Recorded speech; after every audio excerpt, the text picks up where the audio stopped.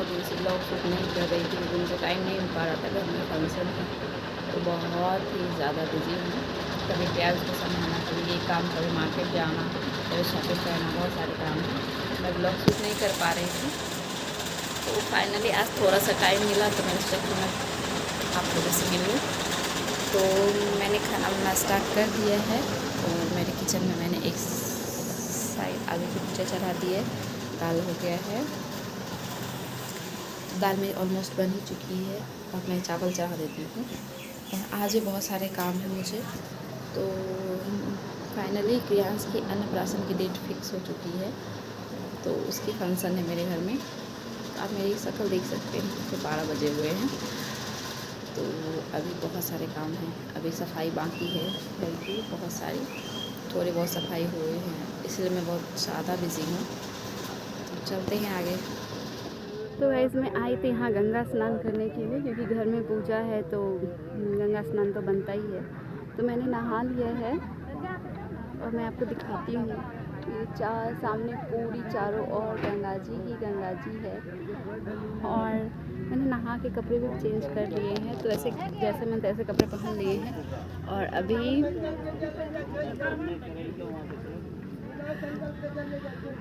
मैं यहाँ पे दिखाती हूँ आपको चारों ओर। तो मैं आई गंगा स्नान करके, जल्दी जल्दी पूजा थी तो सारे तैयारियां हो रही थी, मैं ब्लॉग शूट कर नहीं पाई। तो जैसे तैसे मैं जल्दी जल्दी तैयार हुई, पंडित जी आ चुके थे तो हमारा प्लान सडनली बना था। तो यहाँ पे पंडित जी जैसे जैसे बता रहे थे वैसे मैं कर रही थी और हम दोनों को मुझे और मेरे पति देव को साथ में पूजा पे बैठना था। तो हम दोनों ने ही सुबह से भूखे थे और गंगा स्नान करके आए थे और पूजा पे बैठा। वैसे बहुत ज़्यादा ही परेशानी हो जाती है घर में, अगर कोई फंक्शन हो ना तो समझ में नहीं आता है कहाँ से शुरू करूँ, कहाँ पे ख़त्म करूँ। तो ये मेरी ननद हैं जिन्होंने मेरी गठबंधन किए थे। वैसे शादी के टाइम पे भी गठबंधन किया जाता है, मगर जब भी कोई पूजा पे बैठता है जोड़ा तो उसकी गठबंधन फिर से की जाती है। तो ये मेरी शादी की चुनरी है जो मैंने ओढ़ी है और एक तरह से बोला जाए ना तो सारे रिचुअल जब हिसाब से होते हैं तभी अच्छी लगती है। तो यहाँ पे ये चांदी की कटोरी में मैं खीर भर रही थी क्रियांश के लिए, क्योंकि फाइनली आज उसके लिए पूजा है तो उसकी तो बनती है।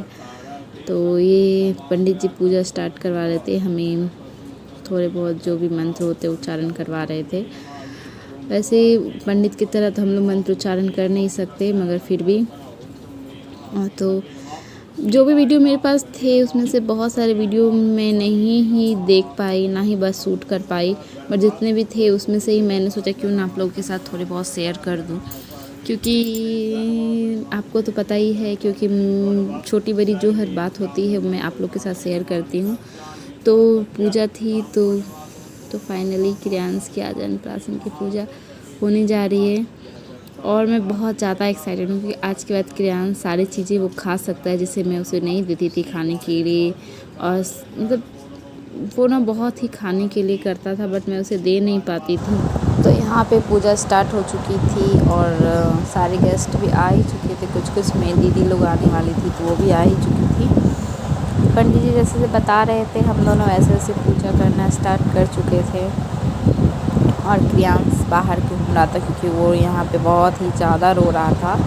अचानक से वो इतनी भीड़ देख के बहुत ही ज़्यादा परेशान हो गया और रोने लगा, इसलिए मैंने उसे बाहर भेजा कि रिचुअल के हिसाब से तो उसे भी साथ में बैठना था, मगर बच्चे कहाँ इतने देर तक बैठ पाते हैं। यहाँ पे पापा ने प्रसादी मिलाना भी स्टार्ट कर दिया क्योंकि सत्यनारायण भगवान की पूजा हो रही थी तो उनके लिए भोग। तो यहाँ पे मेरी दीदी लोग आ चुकी थी जो कि पैर रंगवा रही थी।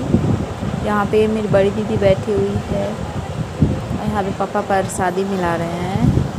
तो प्रसाद के लिए उन्होंने जो भी सामग्री बोली थी पंडित जी ने वो सारे आ चुके थे। तो कि मैं पूजा पे बैठी हुई थी तो मैं तो मिक्स कर नहीं सकती थी, मुझे पंडित जी के हिसाब से पूजा करनी थी। तो प्रसादी के लिए पापा ही बैठे थे। तो यहाँ पे दीदी ने प्रसाद काटना स्टार्ट कर दिया, पापा ने प्रसाद मिला दिया था।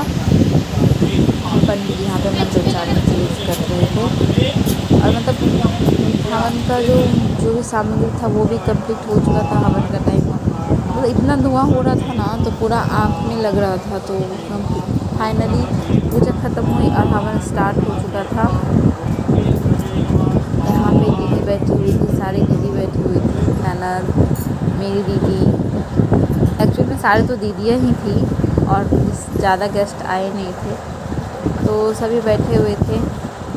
अक्रियांश भी बहुत ही ज़्यादा परेशान कर रहा था, तो वो बाहर घूम रहा था। उसके लिए पूजा रखी गई थी बट वही गायब था। वो यहाँ नाना की गोद में खेल रहा था, मगर फिर भी रोए जा रहा था। उसके रोने की तो कोई सीमा ही नहीं थी। मुझे लगता है आज तक वो इतना नहीं रोया था जितना आज के दिन। उसके लिए पूजा थी और वो रोए जा रहा था।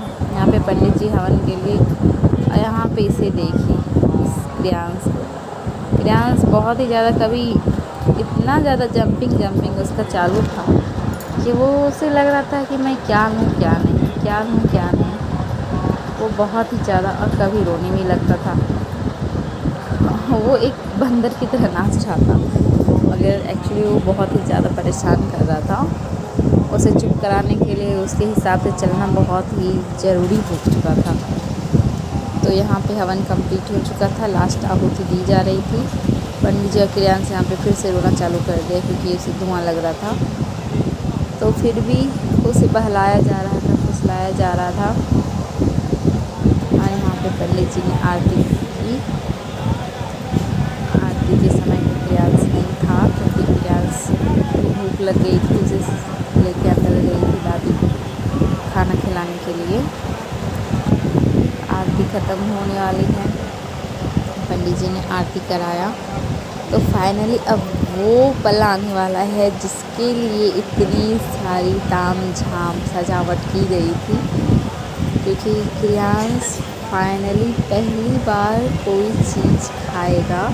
वो भी इतनी ज़्यादा एक्साइटमेंट है कि उसका रिएक्शन कैसा होगा, क्या होगा, वो खाएगा कि नहीं खाएगा। तो इसलिए फाइनली वो पल आने वाला है। पंडित जी की आरती भी हो रही है। तो फाइनली आरती ख़त्म होने वाली है और क्रियांश का रिएक्शन कैमरा में कैद होने वाला है। यहाँ पे पंडित जी ने आरती भगवान जी को लगाने के लिए बोला, तो यहाँ पे पंडित जी जैसे बोल रहे थे हम लोगों ने वैसे किया। तो फाइनली अब इंतज़ार की घड़ी ख़त्म होने वाली है और क्रियांश को खीर खिलाया जाने वाला है। तो अभी सभी लोग एक्साइटेड हैं कि उसका रिएक्शन क्या होगा। अब वो पल मैं कैद कर पाती हूँ कि नहीं, वो देखते हैं। तो फाइनली ये पल आ गया। क्रियांश को उसके दादा ने पहले वाला खिलाया, क्योंकि सबसे पहले दादा पंडित जी ने बोला खिलाएंगे। यहाँ पे क्रियांश को भजन सुना रही थी क्योंकि वो बहुत ज़्यादा मतलब उछल कूद कर रहा था, बैठ ही नहीं रहा था। तो फिर भी सभी ने जैसे तैसे उसे खीर खिलाया। यहाँ पे दादी की पारी थी, तो यहाँ पे पंडित जी भजन गा रहे थे, मैं भी उनके साथ भजन कर रही थी। और क्रियांश की आज तो क्रियांश की सोना चांदी सभी थे क्योंकि उसे बहुत सारा गिफ्ट मिला। सभी ने उसे गोल्ड सिल्वर दिया। तो यहाँ पे दादी ने खिला दिया। यहाँ पे अब पारी थी नाना जी की। अब नाना जी ने भी खिलाना स्टार्ट कर दिया। वो भी अपनी तैयारी में थे। ये बदमाश टिकने वाला कहाँ है, बहुत ही ज़्यादा बदमाश है क्रियांश, बहुत ही ज़्यादा। तो फाइनली क्रियांश अब खाने वाला है खीर। ये उनके नाना ने उनसे टीका लगाया और टीका लगा के तो यहाँ पे क्रियांश बहुत ही ज़्यादा बदमाशी कर रहा था।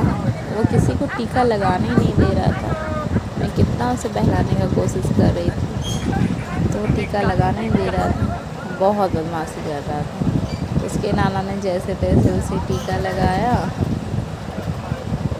और उसे आशीर्वाद दिया और उसे गिफ्ट में गोल्ड का पेंडेंट दिया।